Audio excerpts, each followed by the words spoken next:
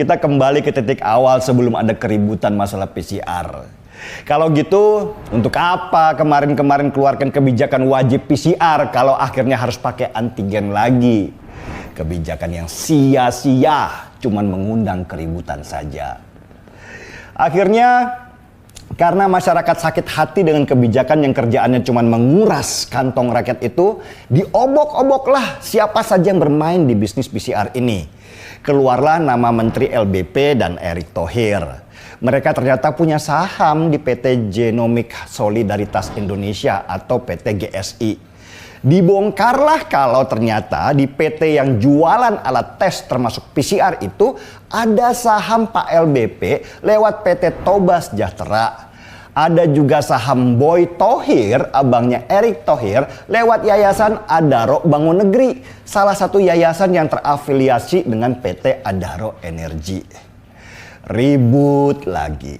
Kok bisa ya para menteri yang terkait langsung dengan penanganan pandemi ini ternyata punya saham di perusahaan penjual alat kesehatan? Apa mereka bagian dari mafia alat kesehatan yang cari untung lewat kebijakan? Teori konspirasi kemudian beredar dan makin serem bacanya. Ada yang bilang keuntungannya puluhan triliun rupiah.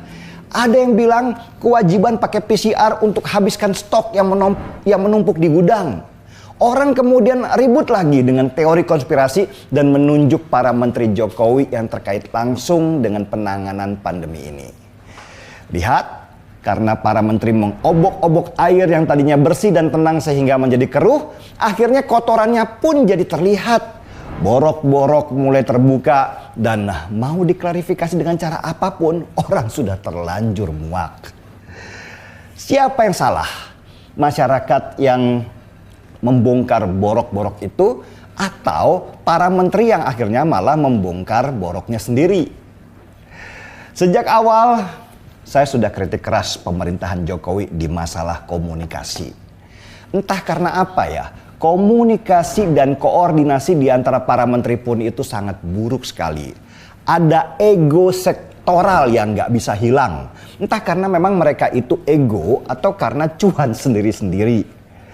Pejabat Indonesia memang suka gitu. Nggak korupsi uang, ya korupsi kebijakan. Dan ini sudah dipupuk sejak zaman Orde Baru dan nggak hilang sampai sekarang. Buat saya sih, maaf ya, bapak-bapak menteri yang terhormat, seharusnya budaya malu harus dibangun sejak dini. Kalau memang terbukti bahwa ada gesekan kepentingan antara kebijakan dan cuan, ya mending mundur aja deh. Jadilah menteri atau jadi pengusaha aja biar jelas sekalian. Kalau terbukti dan kalian masih ngotot dengan jabatan, malu sama anak cucu kita nanti yang diajari tebal muka meski sudah dapat tamparan keras di wajah.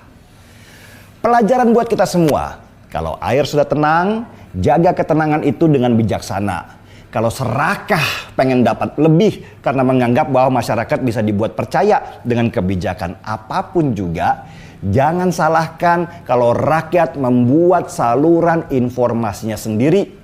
Dan kalau itu terjadi, bisa terbongkar apa yang selama ini disembunyikan dengan rapat-rapat. Saya membela pemerintah dengan kebijakan-kebijakannya. Tapi saya tidak membela oknum-oknum pejabat yang memainkan kebijakan demi keuntungan pribadinya. Seruput kopinya.